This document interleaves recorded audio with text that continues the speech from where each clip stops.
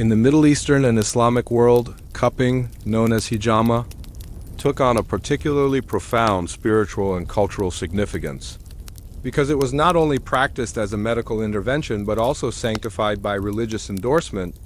as several hadith sayings attributed to the Prophet Muhammad describe cupping as a beneficial treatment, and even as a recommended act for the faithful, and this sacred approval elevated hijama from a common folk practice to a divinely guided therapy, ensuring its continuity among Muslim communities from North Africa to South Asia. And because of this religious foundation, hijama was often performed on specific days of the lunar calendar that were considered especially auspicious, reinforcing its role not only as a treatment for physical ailments but also as an act of piety, cleansing the body of impurities in parallel with spiritual purification. And the method itself was usually wet cupping, involving small incisions and the drawing out of blood, which was interpreted as the removal of harmful substances or excess humors. And practitioners often worked with simple tools such as horns, knives, and later glass cups, carrying forward the same basic principle but embedding it in a ritual context that gave the procedure profound meaning beyond its physical effects. And because of this, hijama became deeply rooted in Islamic medical culture, mentioned in medical texts by scholars like Avicenna, Ibn Sina in his Canon of Medicine, and practiced widely across centuries, surviving the decline of humoral medicine in Europe because in Muslim societies it retained its religious legitimacy. And even in the present day, hijama is experiencing a revival among Muslims worldwide, not only for health but also as a way of reconnecting with prophetic tradition, showing how the practice of cupping with horns or glass has bridged the physical, spiritual, and cultural dimensions of healing in a way that few other treatments have managed. Meanwhile, in Europe, the evolution of cupping followed a somewhat different trajectory, because while it was heavily influenced by the humoral theories inherited from Hippocrates and Galen, it became deeply associated with the practical trade of barber surgeons, who were responsible for a wide range of procedures from bloodletting to tooth extraction, and cupping fit neatly within their repertoire as a method to draw out excess blood or stimulate circulation in cases of fever, inflammation, or pain. And during the Middle Ages and Renaissance, illustrated medical texts showed diagrams of where cups should be placed on the body for different diseases, much like acupuncture charts in China, and these guides often linked cupping sites to specific humors or organs. For example, recommending cups on the upper back for lung conditions or on the lower abdomen for digestive problems. And while some scholars and elite physicians debated the theoretical justification, the common people largely accepted cupping as a normal part of treatment, especially because it was visible, affordable, and widely available. And although the rise of modern anatomy and physiology in the 17th and 18th centuries gradually undermined the theoretical basis of humoralism, cupping remained in use for centuries afterward, often as a kind of halfway point between traditional and modern medicine. So even as doctors began to study circulation and pathology in more scientific terms, they continued to use cupping for conditions like pneumonia, back pain, or menstrual disorders. And this persistence shows how the appeal of cupping did not rest solely on its theoretical explanation, but also on the trust built through long familiarity and the immediate experiential effects felt by patients, which were often interpreted as relief, warmth, and relaxation, even if the precise biological mechanisms were not yet understood. And thus Europe, like China and the Middle East, carried cupping forward into the modern age, though eventually it would be marginalized by biomedical science before being rediscovered by alternative medicine movements in the 20th century. In tracing the complete history of cupping with horns and glass, it is important to see how the practice wove itself into the medical, cultural, and even spiritual fabrics of so many societies across thousands of years, beginning with its most rudimentary form in prehistoric and pastoral communities where animal horns, naturally hollow and easy to use, became the first suction tools to draw out blood or pus from wounds,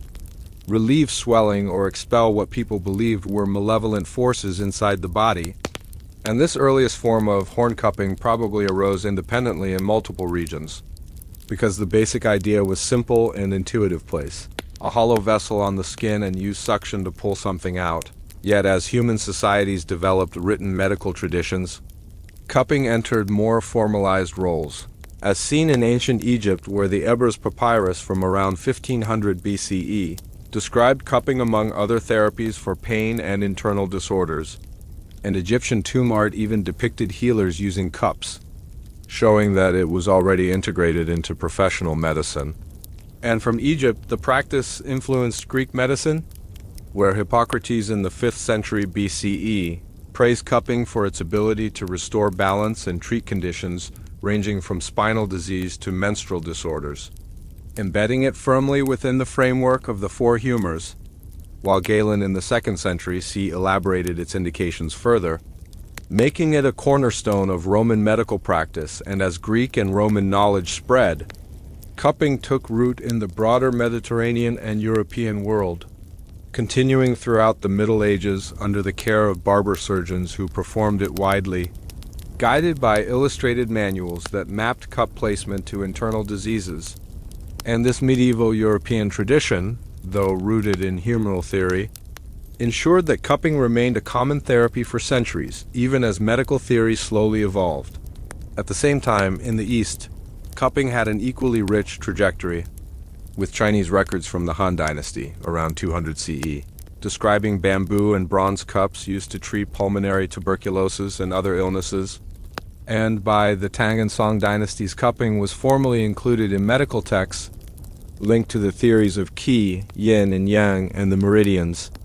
and became one of the respected external therapies alongside acupuncture and moxibustion. And in these contexts, glass, ceramic, and bamboo cups gradually replaced horns but preserved the essential method of suction. While the Islamic world developed its own unique tradition through hijama, sanctified by prophetic endorsement practiced across the vast Islamic empires, and codified by great scholars like Avicenna, who devoted sections of his canon of medicine to the indications of cupping. And because of its dual medical and religious legitimacy, hijama not only survived, but thrived, remaining alive even when European medicine abandoned humoral theory, and spreading across Africa, the Middle East, Central Asia, and South Asia as a practice of both healing and devotion. By the early modern period, therefore, cupping was a truly global therapy, practiced in different forms from China to Europe,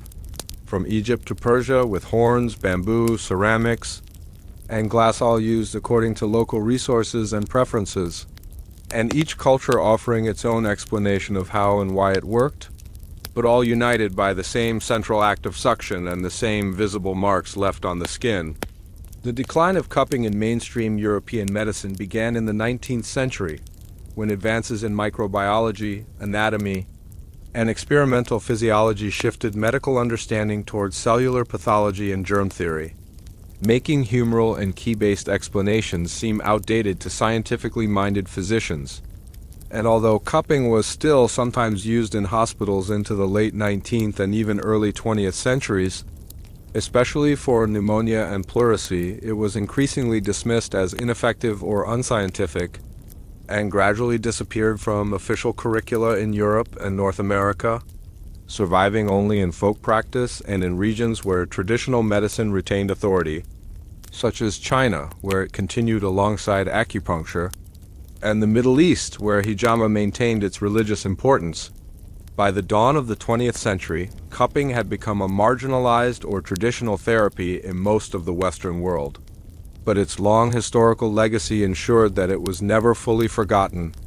lying dormant until the alternative medicine revival of the late 20th century brought it back into public attention, especially as people sought holistic treatments outside the biomedical mainstream. Cupping with horns or glass, an ancient medical treatment that has fascinated healers, patients, and historians for thousands of years, is a practice that involves creating suction on the surface of the skin in order to draw blood, energy, or perceived impurities out of the body. And while the tools, theories, and cultural meanings behind it have varied across time and geography, the underlying idea has remained surprisingly consistent. that stagnation inside the body, whether of blood, humors, or invisible life force, can be released or rebalanced through the physical act of suction, and in this way the body can be cleansed. Pain can be relieved and health can be restored. So, when we trace this practice back through history, we find that the earliest methods often involve simple animal horns, hollowed and cleaned. That could be pressed against the skin and either used to suck out blood directly, or to create a vacuum after the air inside was heated. And these horns, readily available in societies that relied on livestock, were practical and symbolic, because they carried with them the natural strength of the animal and the idea of channeling its power into healing. And from these humble beginnings, the method spread and evolved, appearing in ancient China, Egypt, the Middle East,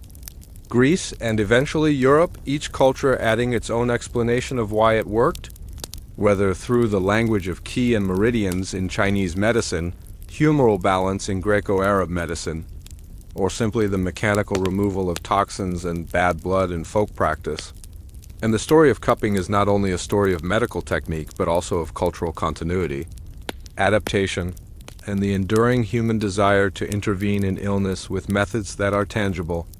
visible, and symbolically powerful. For when a horn or later a glass cup left its characteristic circular mark on the skin, it was not only a sign of the treatment but also a visible reassurance that something inside had been drawn out, a problem addressed, a battle against disease visibly fought upon the canvas of the body. And this visible trace gave both the patient and the healer a sense of satisfaction and proof, even if modern science might interpret the same mark differently. And in this long history, we also see the gradual replacement of horns with glass cups, particularly as glassblowing became more common and glass vessels could be shaped to create stronger suction, heated to expel air, and even sterilized more easily than horns. Though in some rural and traditional settings horns remained in use for centuries, treasured for their natural feel and low cost. So the two materials represent not just different stages of technology, but also different symbolic worlds, with horns tying the practice to pastoral and natural traditions and glass tying it to urban craft and eventually to the more professionalized world of medicine. Cupping with horns or glass, an ancient medical treatment that has fascinated healers, patients, and historians for thousands of years, is a practice that involves creating suction on the surface of the skin in order to draw blood, energy, or perceived impurities out of the body. And while the tools, theories, and cultural meanings behind it have varied across time and geography, the underlying idea has remained surprisingly consistent, that stagnation inside the body, whether of blood, humors, or invisible life force, can be released or rebalanced through the physical act of suction, and in this way the body can be cleansed. Pain can be relieved, and health can be restored. So, when we trace this practice back through history, we find that the earliest methods often involve simple animal horns, hollowed and cleaned. That could be pressed against the skin and either used to suck out blood directly, or to create a vacuum after the air inside was heated. And these horns, readily available in societies that relied on livestock, were practical and symbolic, because they carried with them the natural strength of the animal and the idea of channeling its power into healing. And from these humble beginnings, the method spread and evolved, appearing in ancient China, Egypt, the Middle East, Greece, and eventually Europe, each culture adding its own explanation of why it worked, whether through the language of qi and meridians in Chinese medicine, humoral balance in Greco-Arab medicine, or simply the mechanical removal of toxins and bad blood in folk practice. And the story of cupping is not only a story of medical technique, but also of cultural continuity, adaptation, and the enduring human desire to intervene in illness with methods that are tangible, visible, and symbolically powerful. For when a horn or later a glass cup left its characteristic circular mark on the skin, it was not only a sign of the treatment but also a visible reassurance that something inside had been drawn out, a problem addressed, a battle against disease visibly fought upon the canvas of the body. And this visible trace gave both the patient and the healer a sense of satisfaction and proof, even if modern science might interpret the same mark differently. And in this long history, we also see the gradual replacement of horns with glass cups, particularly as glassblowing became more common and glass vessels could be shaped to create stronger suction, heated to expel air and even sterilize more easily than horns, though in some rural and traditional settings, horns remained in use for centuries, treasured for their natural feel and low cost. So the two materials represent not just different stages of technology, but also different symbolic worlds, with horns tying the practice to pastoral and natural traditions and glass tying it to urban craft and eventually to the more professionalized world of medicine. When we look more closely at the specific techniques used, the variety is striking, because cupping with horns or glass was never a single uniform method, but rather a flexible practice that could be adapted to the healer's tools, the patient's needs, and the prevailing medical beliefs. So for example, in the earliest horn-based cupping, the practitioner might use a simple hollow horn, place it on the skin, and suck through the narrow end to create negative pressure before sealing it with wax or a stopper. And this created a modest suction that could draw out a small quantity of blood if the skin was already pricked. While in later traditions with glass cups, especially as fire cupping developed, the inside of the cup would be briefly heated with a flame to consume the oxygen. And then the hot cup was quickly placed on the skin where cooling air created a stronger vacuum that pulled the skin up more firmly. And this method, while dramatic, was also considered more effective for stimulating circulation and drawing out toxins. And there were also variations known as wet cupping, in which small incisions were made in the skin before applying the cup so that blood could be drawn out intentionally, and dry cupping, in which no bloodletting was involved, but the suction itself was seen as therapeutic by mobilizing blood and key or relieving muscle stiffness. And over time, practitioners developed further refinements such as moving cupping, where cups were applied with oil and slid along the skin like a massage tool, or flash cupping, where cups were applied for very short durations in rapid sequence to stimulate the skin without prolonged suction. And all these variations reveal how adaptable the method was, able to serve as a bloodletting tool, a massage technique, a ritual cleansing, or a simple way to relieve pain, and the fact that such diverse techniques could all be understood as cupping shows how the central act of suction was interpreted in multiple ways, yet always carried the symbolic weight of drawing out what was harmful or stagnant, and leaving behind restored flow and relief. And this adaptability also explains why cupping survived so many cultural shifts, for whether explained by ki, humors, toxins, or energy blockages, it always offered both a visible action and a visible result, which reinforced belief in its effectiveness even before modern scientific frameworks could test or challenge it. Asterisk. The visibility of cupping's effects cannot be overstated, because unlike many other ancient treatments that worked invisibly or required long-term observation, cupping provided immediate and tangible evidence that something was happening inside the body. Since the skin would rise under the suction, turning red or purple as blood was drawn to the surface, and in the case of wet cupping, actual blood would flow into the cup, so both patient and healer could point to these changes as proof of action, and this visible mark became a kind of symbolic certificate of treatment, showing that the unwanted matter or blocked energy had been released. And in societies where medicine was not only about physical health, but also about demonstrating care, ritual and authority, this visible outcome mattered deeply, because it reassured the patient that their ailment had been recognized and treated. And in some cultures, the round marks left by cupping even carried social meaning, signaling to others that the person had undergone a respected therapy, much like wearing an amulet or undergoing a ritual scarification. And in fact, the very circular shape of the cup mark, neat and symmetrical, contrasted with the random bruises or injuries of daily life, making it recognizable as deliberate and therapeutic. And over time, people learned to associate these marks with cleansing, relief, and recovery. So even though modern observers sometimes laugh at the strange appearance of athletes or celebrities with round cupping bruises on their shoulders or backs, in earlier contexts these marks would have been seen as honorable signs of medical care, And this symbolic visibility probably contributed to the longevity of the practice, since people tend to trust treatments that show immediate physical effects, whether or not the deeper biological mechanism is understood. The endurance of cupping across civilizations also reflects its accessibility,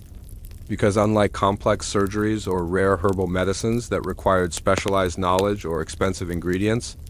cupping could be performed with simple materials that were often available in daily life, whether a hollow animal horn in pastoral societies, a clay pot or bamboo tube in East Asia, or later a small glass vessel in urban markets. And this accessibility meant that cupping was not limited to elite physicians, but was practiced widely by local healers, midwives, barbers, and even within households, passed down as a folk remedy from one generation to the next. So it became embedded not only in professional medical traditions, but also in the intimate fabric of family and community health. And this ubiquity gave it remarkable staying power, because when formal medicine was unavailable, unaffordable, or distrusted, people still had cupping as a trusted option. And even when state or religious authorities tried to regulate or suppress certain practices, cupping often persisted quietly in homes and villages, preserving its continuity across centuries. And in many places, it even bridged the gap between folk medicine and learned medicine, because physicians educated in humoral theory or Chinese, medical classics might use cupping alongside more sophisticated treatments, thus giving it legitimacy in both scholarly and popular contexts. And this dual identity, at once humble and professional,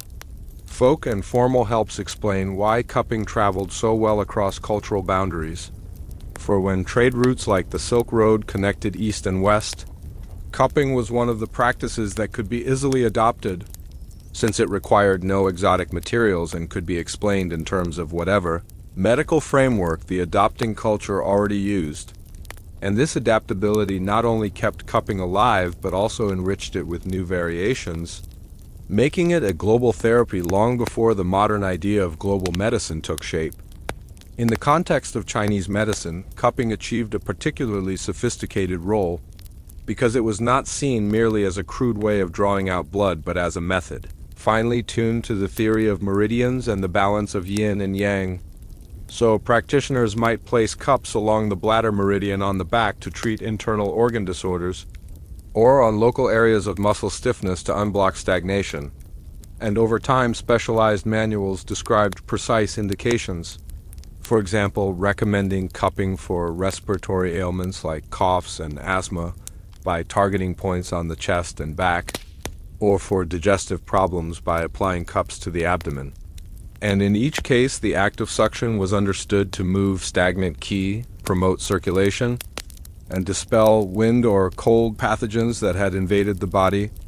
And this integration into a larger theoretical framework elevated cupping beyond a folk technique into a respected therapeutic method within Chinese medicine.